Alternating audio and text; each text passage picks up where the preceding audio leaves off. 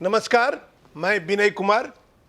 झारखंड विधानसभा TV पर आज झारखंड राज्य के निजी क्षेत्र में स्थानीय उम्मीदवारों का नियोजन विधेयक 2021 पर एक परिचर्चा का आयोजन किया गया है।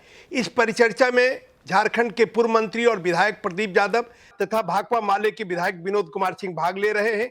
इस परिचर्चा में आप दोनों का स्वागत है। धन्यवाद। झारखंड राज्य के निजी क्षेत्रों में उम्मीदवारों को नियोजन विधेयक को प्रवर समिति में भेजा गया था। तो प्रदीप जी, हम आपसे शुरुआत करेंगे। प्रवर समिति का मुख्य सिफारिश क्या रहा जो आज सरकार ने सदन ने पास किया, उस पर आप अपना प्रकाश डालें।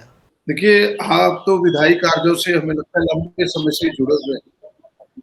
जब से हम लोग तब से आपको देखते हैं। प्रवर समिति में विधायक उन चीजों को डालता है, उन्हीं चीजों को देखता है। लगता है कि भाई सरकार ने हमारे पास आया है कहीं न कहीं, यानी जनता के इसमें उतना हिस्सेदारी नहीं जितना हम सबों ने एहसास किया था कि पिछले सत्र में सरकार ने विधेयक को लेकर के आई थी पटल पर कि भाई निजी क्षेत्र में 75% का आरक्षण हम देना चाहते हैं। और ये तीसरा राज्य था। पहले तो मैं बधाई देना चाहता हूँ हृदय से राज्य सरकार के मुखिया हेमंत जी को, तमाम शामिल लोगों को एक नया सोच उन्होंने पैदा किया। क्योंकि जब से झारखंड में बातें चल रही है तो कैसे यहाँ के लोग है उसकी एक पहल है। तो जो हम जिस विषय पर आ रहे हैं वो विषय जो आप कह रहे थे, हम सबों ने एहसास किया कि भाई ये चीजें तो अच्छी है, लेकिन चीजों में जितना सरकार का और निजी लोगों की भागीदारी होगी वो कंट्रोल से कुछ लगता नहीं था कि उतने हम फायदे दे पाएंगे। कई बिंदु थे, जैसे पहले उन्होंने कहा था कि भाई 30,000 तक के लोगों की जिनके मासिक पे 30,000 है, ऐसे लोगों को ही 75% हम ले पाएंगे नौकरी में स्थानीय लोग। हम सबों ने मिलकर जो प्रवर समिति के मेंबर्स थे, जो तमाम सदस्य थे, हम सबों ने उसको 40,000 तक करने का प्रयास किया। अब जिनके मानदेय 40,000 भी होंगे, 40,000 तक के लोगों को 75% की भर्ती हो पाएगी जिनके मासिक मानदेय 40,000 होंगे, पे जिनके 40,000 होंगे। एक तो पहला ये। दूसरा सबसे बड़ा था मामला ये उसमें कि भाई स्थानीय लोगों को हम 75% तो देंगे। हमने कहा कि कोई निजी क्षेत्र का मालिक किसी एक खास वर्ग जाति का हो जाए, सपोज दैट होता है आने के जो अनुभव रहा है, उसी वर्ग के लोगों को वो फिर भर देगा स्थानीय लोगों को। तो हमने कहा कि भाई आरक्षण की तो हम प्रावधान नहीं कर सकते, लेकिन जो वहां का मैकेनिज्म है, सोशल इंजीनियरिंग है जो कह सकते हैं, उसको ध्यान में रख के भर्ती करे, ये हम सबों ने पुट करने का उसमें प्रयास किया है। और तीसरा जो सबसे महत्वपूर्ण है, जो उस समय पहली बार जब सरकार लेकर के उस विधेयक को आई थी, उस विधेयक में ये प्रावधान थे कि भाई निजी क्षेत्र के लिए जो नियोक्ता है, जिसे कह सकते हैं जो कंपनी के हेड या कंपनी है, वो एडवर्टीजमेंट करता है कि हमको 100 सीट खाली है, हम 75 सीटों में लेना चाहते हैं थर्ड ग्रेड के या फोर्थ ग्रेड के ये उम्मीदवारों को जिनके मानदेय 40,000 से कम है। और अगर उसमें से अगर जो वहां के बेरोजगार नौजवान की अगर संख्या नहीं हो पाती है, उसमें ये प्रावधान किया था कि भाई अगर रोजगार लेने वाले नहीं मिल पाएंगे, स्थानीय लोग जिस अहर्ता को वो चाह रहे हैं उस अहर्ता को पूरा करने वाले लोग अगर नहीं मिलेंगे, तो फिर नियोक्ता यानी कंपनी को ये मिला था अधिकार कि वो उपायुक्त को लिख के देगा कि इस कैटेगरी के लोग हमें नहीं मिल रहे हैं, हमें आप छूट दीजिए, अपने जिला से बाहर यानी स्थानीय से इतर हम लोगों को ले पाए। तो हम सबों ने कहा कि कभी काल देखने को ये हम सबको मिला है, उपायुक्त और नियोक्ता यानी कंपनी की बड़ी मिली भगत हो जाती है। ऐसे में तो हमारे लोग अधिकार से वंचित हो जाएंगे। हम सबों ने कहा कि केवल उपायुक्त को यह अधिकार नहीं हो उसको असेसमेंट करने का, उसका अधिकार उपायुक्त भी रहे, उसमें उस क्षेत्र के स्थानीय विधायक, उस क्षेत्र के लेबर सुपरिटेंडेंट, फिर जो रजिस्ट्रेशन जिला में करते हैं रजिस्ट्रेशन अधिकारी, ये तमाम लोग उसमें से मेंबर रहे। और ये सारे लोग मिलकर तय करें कि सच मायने में जिस अहर्ता के या स्थानीय लोगों को रोजगार देना चाहते थे, नौकरी देना चाहते थे, सच में वो नहीं मिला है, कि ये केवल स्थानीय लोगों को टाल मटोल करने के लिए इस प्रकार की चीजें सामने लाई है, और गलत पकड़े जाएंगे तो 5 लाख के दंड के भी बाकी है।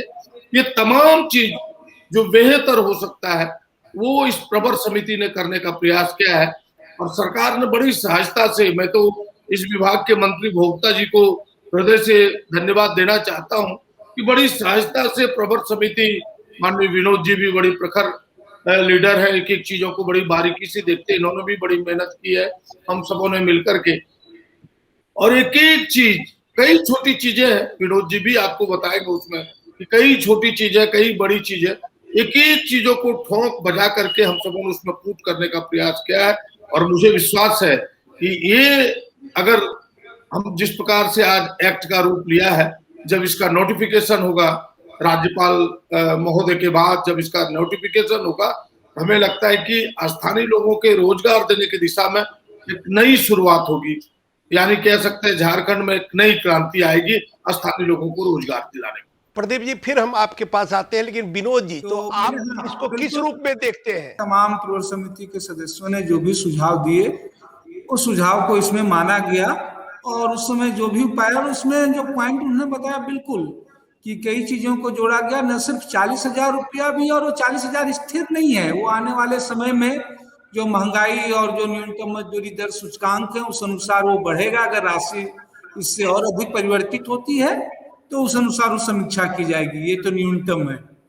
दूसरा यही नहीं, कई बार तो हम लोग देखते हैं विधानसभाओं में बिल तो पास हो जाते हैं और फिर उसके नियमावली जो नहीं बनते हैं वो बनते हैं, और उसकी वजह से जब उसको लागू करने की बात आती है तो परेशानियां होती। तो हम लोगों ने यह भी कहा है कि इसके तहत जितने भी नियम वो बनाए जाएंगे जल्द ही, यथाशीघ्र की जगह हम लोगों ने कहा कि 6 माह के अंदर अधिकतम वो पूरे नियमावली इसकी तैयार कर ली जाए और उसको सदन में रख भी दिया जाए, ताकि ये सही मायने में वो लागू भी हो। क्योंकि ये तो एक्ट बना, अब इस एक्ट के अनुसार नियमावली बनेंगी ताकि चीजें व्यवहार में लागू हो। तो ये दूसरी इसमें महत्वपूर्ण चीजें थी। तीसरी एक जो महत्वपूर्ण चीजें थी, जो उस अभी के संदर्भ में और भी बढ़ जाता है, कि सरकारी क्षेत्रों में तो सार्वजनिक क्षेत्रों में रोजगार घट रहा है, और वह भी तब जब अब लगातार आप देखिएगा सार्वजनिक संस्थाओं का निजीकरण हो रहा है, और अभी तो एनएमपी जो है, नेशनल मोटराइजेशन पाइपलाइन है, वो और भी सरकारी परिसंपत्तियों को जो है वो निजी हाथों में बेचा जा रहा है। हम लोगों ने देखा कि यहाँ भी कोल इंडिया, बीसीसीएल, सीसीएल, बीएसएल हो, तमाम हो, ये लोग भी आउटसोर्सिंग में जो है निजी कंपनियों को दे रहे हैं। तो इस बिल में यह भी प्रावधान किया गया है कि सार्वजनिक क्षेत्र की भी कंपनियां अगर वो आउटसोर्सिंग में निजी कंपनियों को काम दे रही हैं, वो कर रही हैं, तो उनको ऊपर भी जो है ये बिल के प्रावधान लागू होंगे, और ये झारखंड के औद्योगिक इलाकों में खास करके ये ज्यादा कारगर साबित होगा। थोड़ा उसको और स्पष्ट कर दीजिए कि मैंने वो निजी कंपनी को भी 75% स्थानीय लोगों को ही लेना अनिवार्य होगा, ये हम सबों ने मिलकर बिल्कुल। तो जो नीति बनाई गई है, उस नीति से झारखंड के कामगारों को कितना लाभ होगा?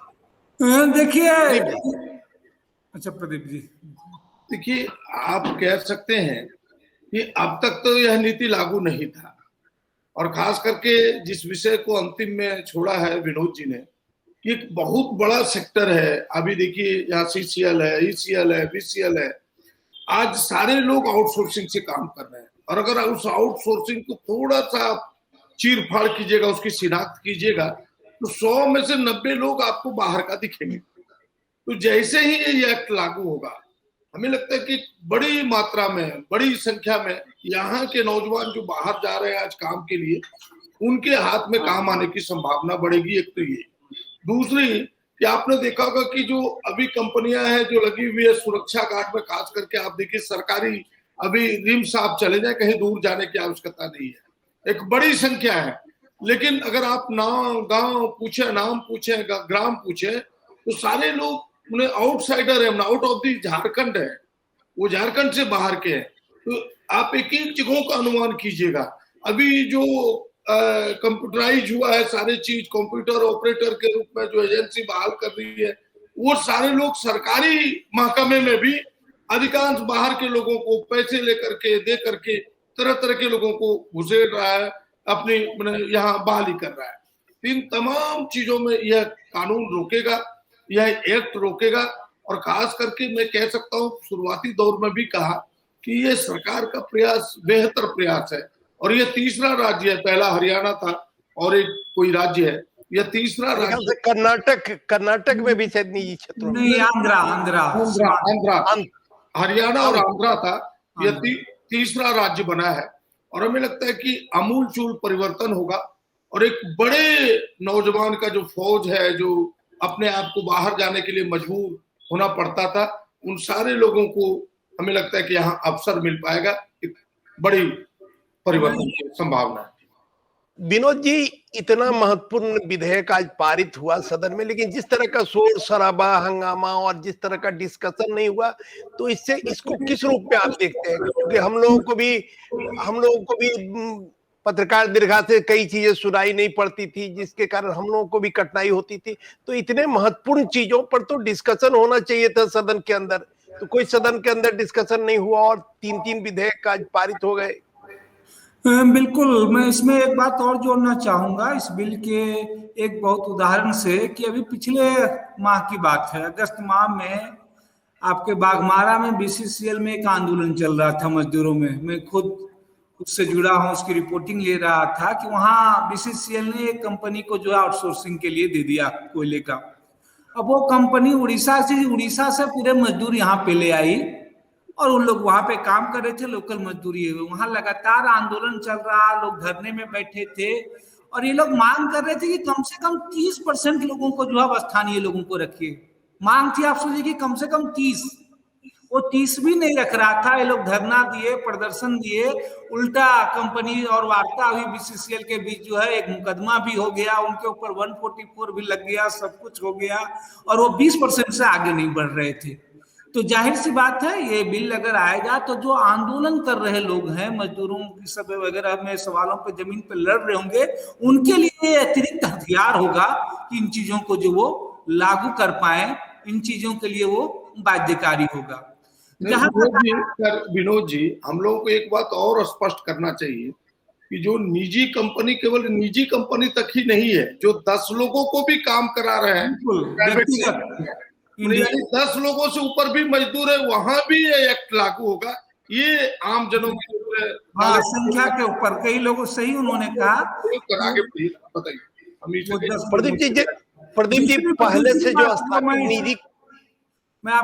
स्थापित जो निजी कंपनियां हैं झारखंड में, पहले से जो निजी कंपनियां, स्थापित कंपनियां हैं, उस पर इसका क्या प्रभाव पड़ेगा? देखिए, आप जब से एक्ट लागू होता है, सामान्य रूप से अगर एक्ट को देखें लागू करने का, तो ये उसके नियम है कि जब से आपने लागू किया तब से स्थिति क्या है ये देखना होगा। अब जो पहले से कार्यरत लोग हैं उनको तो आप हटा नहीं सकते, वो तो फिर आपका कोर्ट जाएगा, तो फिर तो बात होगी कि भाई कब से ये लागू हुआ, कब से कार्यरत है। अब इन चीजों को सरकार कितनी गंभीरता से लागू करती है। एक्ट तो कई चीजें बनी हुई है, लेकिन सरकार कितनी गंभीरता दिखाती है इस पर निर्भर करता है। जिस प्रकार सरकार ने गंभीरता दिखाई कि नहीं, हम अपने लोगों को रोजगार देंगे, इस प्रकार का एक्ट लाएंगे, तो सरकार ने एक्ट लाई है। तो हमें लगता है अगर सरकार गंभीर हो गई तो एक अच्छा प्रभाव पड़ेगा और उन कंपनियों को बैक होना पड़ेगा, उन कंपनियों को यहाँ के लोगों को रखना पड़ेगा, एक बड़ा परिवर्तन होगा। लेकिन सरकार की गंभीरता पर निर्भर करेगी, केवल कानून बना देने से नहीं होगा। सरकार को कितना स्ट्रांगली, फोर्सफुली नियम को लागू करता है, ये हम सबको आगे देखना होगा। जो नए उद्योग स्थापित करने की बात हो रही है कि झारखंड में नए उद्योग लगे, तो क्या लगता है कि इस नियम के आने से उस पर कोई प्रभाव पड़ेगा क्या, विनोद जी? नहीं, बिल्कुल नहीं। आप देखें, ये वस्तुतः उन्हीं चीजों पे लागू होगा कि जो यहाँ पे लेबर उपलब्ध हैं, उनके जो हायर नौकरियां हैं या जो बहुत तकनीकी हैं, उसमें कोई योग्यता को भी इग्नोर नहीं किया गया है। सवाल बस यही है, बल्कि इससे एक सरल होने से आप मैंने बताया कि बीते दिनों जो झगड़े होते हैं, बीते दिनों जहां काम होते हैं, वहां जो तनाव होते हैं, कोई नीति और नियम न होने से, इससे बन जाने से थोड़ी और ज्यादा औद्योगिक रूप से शांति मिलेगी। एक नीति और नियम रहेगा तो अक्सर हाँ, मजदूरों, काम करने वाले संगठनों और कंपनियों के बीच जो झड़प होती है, और जब मध्यस्थता करना होता है सरकार को चीजों में, तो उनके बीच जो पॉलिसी नहीं होती है, इस पॉलिसी होने से वो चीजें बेहतर एक माहौल ये करेगा। आप इसको किस रूप में लेते हैं? और सही प्रदीप जी ने कहा कि इससे आप सरकार जो अंततः ये लागू होना है सरकार को, सरकार की बनाई हुई कमेटियों में, तो इसे हम कितना गंभीरता पूर्वक लागू करते हैं, कैसे इतने प्रावधानों को बनाए रखते हैं, ये ज्यादा जरूरी चीज है। नहीं, पहला बिंदु जो आपने कहा कि भाई आज कंपनियां आने वाली है, उद्योग लगने वाले हैं, तो हमें लगता है कि उनको एक वातावरण बनाने में मदद मिलेगा। आज आम जनों के बीच क्या है, जो मैं तो कई कंपनियों के विरोध में लड़ा हूं, क्योंकि पहले ही वातावरण बनता है कि कंपनी आएगी, यहाँ कंपनी बैठेगी, हमारी जमीन लेगी, हमें दूषित हवा देगा, हमारा पानी लेगा, हम बीमार पड़ेंगे, हमें नौकरी भी नहीं देगा। लेकिन अब तो इतना तय पहले से ही हो गया कि कंपनी आएगी तो 75% नौकरी हमको देना होगा। ये एक वातावरण आम जनों के बीच जाएगा तो आम जन भी थोड़े पॉजिटिव मूड में आएंगे कि कंपनी आएगी तो नौकरी तो हम ही को देगा, बाहर के लोगों को नहीं देगा। तो ये इनके सकारात्मक रुख ही जाएगा, कोई नकारात्मक रुख मेरे विचार से नहीं बदलेगा। और जैसा विनोद जी ने बताया कि हम सबों ने आहारता के साथ कोई छेड़छाड़ नहीं किया, कंपनी फ्री है कि भाई किस आहारता के आप ITI पास चाहते हैं, तो हमने तो नहीं कहा कि भाई ITI फेल को आप झारखंड जी के ले लो। अगर ITI पास ही आपको चाहिए, मैंने एक उदाहरण आपको बता रहे हैं, तो हमारे झारखंड में अगर आप ITI पास चाहते हैं कि भाई इलेक्ट्रॉनिक के, ITI पास चाहते हैं इलेक्ट्रिसिटी के, तो वो अगर झारखंड में है तो उसमें से आप 75% लो। हमें नहीं लगता कंपनी और उद्योग के मालिकों को या उद्योगपतियों को कोई फर्क पड़ेगा। ये उनके लिए सकारात्मक होगा, आम जनों में भी अच्छा वातावरण बनेगा और कंपनी को भी सहयोगी होगा इससे। अब इतने महत्वपूर्ण विषयों पर सदन में चर्चा नहीं हो पाती है प्रदीप जी, इसको आप किस रूप में? मैं आपको बताऊं, अगर आप गौर करें तो जो देश का एक माहौल बना है, पहले राजनीति बड़े अहम मुद्दों से चलता था कि भाई हम आम लोगों के लिए क्या सोचते हैं, हम रोजगार के लिए क्या सोचते हैं, लेकिन अब इसमें किसका दोष है? जिस प्रकार से देश में एक वातावरण बना है, जब से खास करके यह राजनीतिकरण हो जाएगा इस डायलॉग से, लेकिन फिर भी बोलना जरूरी है, इसलिए इस बात को कहता हूं कि जब से यह भारतीय जनता पार्टी की इस देश में सरकार बनी है, आप 7 वर्षों के पन्नों को पलट के आप देखें, आपको लगेगा कि सरकार हमेशा किस मूड में है? चुनाव के मूड में। भाई किन मुद्दों से हम लोगों को अट्रैक्ट कर सके? आप समझिए जिस बात को आप कह रहे हैं कि भाई ये छोटी सी बात, कोई बड़ी बात नहीं थी कि नवाज कक्ष नोटिफिकेशन हो गया झारखंड विधानसभा, आप समझिए इसको। कोई कल आपने चर्चा भी कराई, हमने सुना भी कि नामधारी जी को भी, नामधारी जी ने बड़े विस्तृत रूप में कहा कि बिहार में भी चल रहा था, तो छोटी बात थी। और आपने देखा होगा कि एयरपोर्ट में भी आज प्रेयर हॉल है, आप जहां जाइए ये प्रेयर हॉल है, ठीक है, उसका नमाज कक्ष रखा गया, सरकार इसको भी मानने को तैयार है कि ऑब्लिक उसको प्रेयर हॉल कर देंगे, ऑब्लिक उसको हम प्रार्थना कक्ष कर देंगे।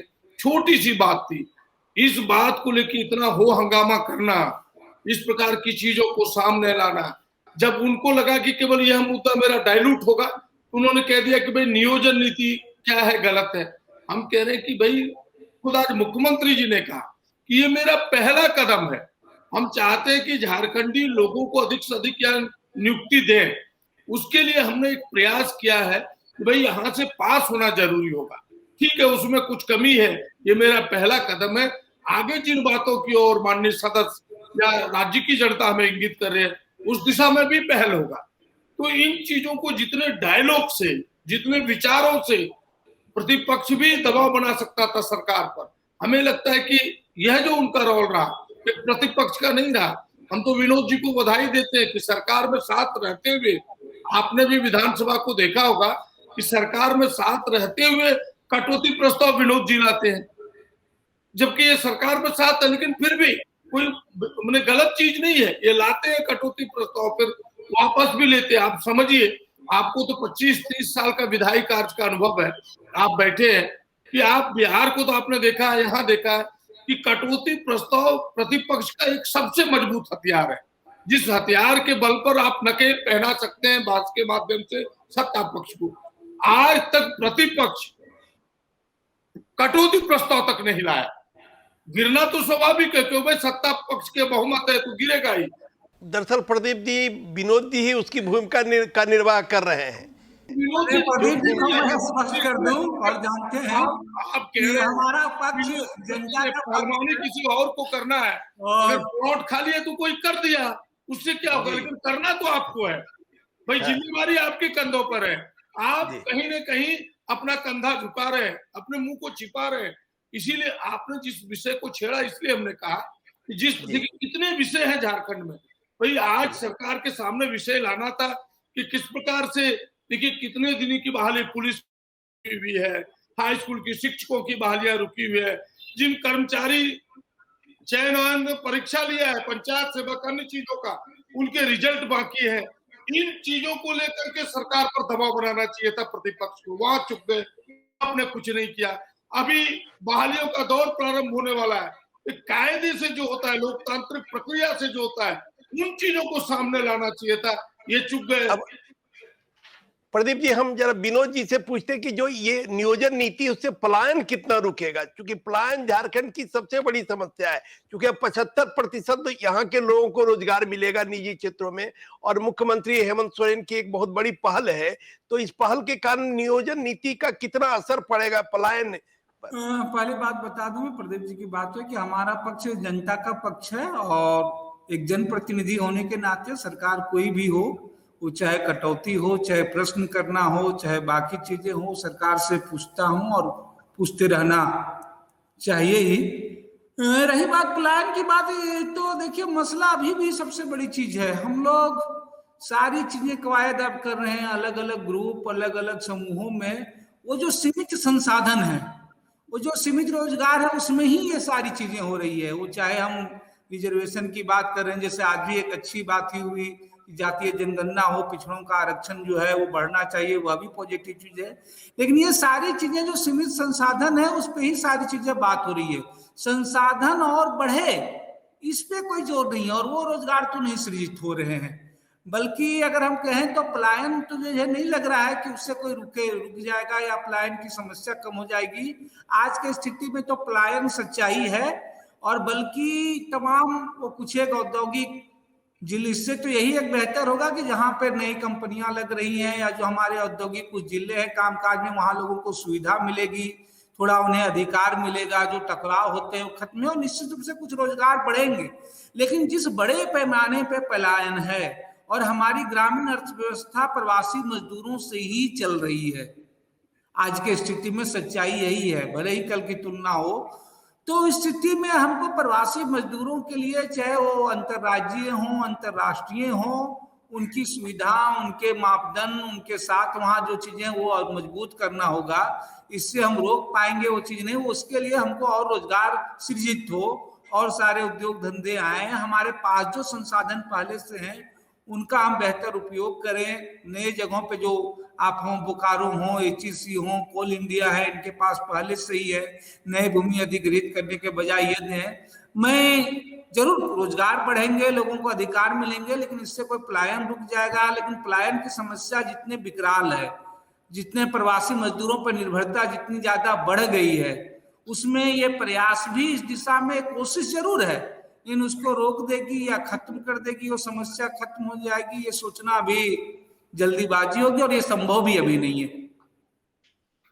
प्रदीप जी, इसमें दंड का भी प्रावधान किया गया है, और प्रवर समिति ने कुछ बेहतर किया है, तो इस पर आप प्रकाश डालेंगे? उस पर प्रकाश डालेंगे, लेकिन जिस विषय को विनोद जी के सामने आपने रखा था, पलायन की बात, मैं उस पर थोड़ा कहना चाहता हूँ। देखिए, आप पलायन को बहुत बुरा भी मत मानिए कि भाई कुछ लोग कमाने बाहर जाते हैं, तो जैसे इसको पूरी तरह से अगर आप कहेंगे कि नहीं ये ब्लैक स्पॉट है, तो हम ऐसा नहीं मानते। मेरा जो मानना है, बिल्कुल जैसे अब इलायची के बागान में केरल में लोग काम करने जाते हैं और अच्छी मजदूरी मिलती है, मोटी मजदूरी मिलती है। भाई यहाँ के लोग अगर बाहर कमाने जाते हैं, सुरक्षित हैं, अपने वहां से पैसे लाते हैं, ये बुरा नहीं है। लेकिन मजबूरी में प्लान करना, उसका एक्सटॉर्शन करना, वो गलत है कि भाई हम मजबूर करके ले जा रहे हैं, कुछ नहीं मिल रहा है तो बड़े कम काम में कहीं बट्टे में लग गए हैं, पसीना एक कर रहे हैं मजदूरी, वो गलत है। लेकिन अब बाहर हम अयोग्य हैं, योग्य लोग भी बाहर जाते हैं कि भाई हमें बाहर नौकरी मिल रही है, हम बाहर जाएंगे, फैक्ट्रियां बाहर है, बाहर रोजगार है, वो सारे कई तबके के लोग हैं, बाहर जाना बुरा नहीं है। अब ये बात सही है कि सरकार को प्रयास यह करना चाहिए कि यहाँ रोजगार के अवसर अधिक कैसे पैदा हो, उस दिशा में सरकार को प्रयास करना चाहिए। और हमें लगता है कि सरकार इस दिशा में पहल कर रही है। अभी तक रिजल्ट सामने नहीं आया क्योंकि आपने देखा कि 1.5 वर्षों में कोविड रहा, कोविड में बेहतर काम किया सरकार, तो उस पहलू पर मैं नहीं जाना चाहता। जिस बिंदु की ओर आपने मुझे मेरे सामने जो प्रश्न रखा है, जिस बिंदु की ओर मैं उस ओर आना चाहता हूँ कि आपने कहा इसमें दंड का प्रावधान है।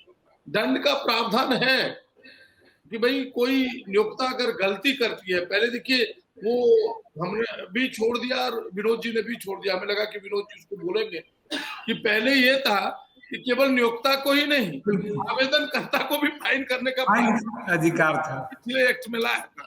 क्या विनोद जी, ये सही है? हाँ, उसको हमने सुधारा, इसलिए तय किया कि भाई आवेदन करता तो सामान्य लोगों, उससे भूल हो सकती है, आप उनको अगर फाइन करने की बात कीजिएगा तो फिर कोई तो आपके सामने आवेदन ही लेके नहीं आया। इसीलिए हमने उस प्रावधान को हटाया। और कंपनी है, वो बड़ी चीज है, एक संस्था है, वो जानबूझ के गलती कर सकता है क्योंकि उसके पास हैंड्स है, वो कैपेबल लोग हैं, वो कैपेबल संस्था है, वो गलती करेगा तो 5 लाख तक का अर्थदंड का उसमें प्रावधान है, ये उसमें प्रावधान किया गया। देखिए, आप दोनों प्रवर समिति के सदस्य रहे और एक बहुत अच्छी नीति आप लोगों ने लाई और आज सदन से वो पारित भी हुआ। यहाँ के 75% लोगों को निजी क्षेत्रों में रोजगार मिलेगा। ये एक बहुत ही अच्छी पहल है सरकार की। हम यहीं अपनी बात को विराम देते हैं और आपसे विदा लेते हैं। नमस्कार, जय हिंद।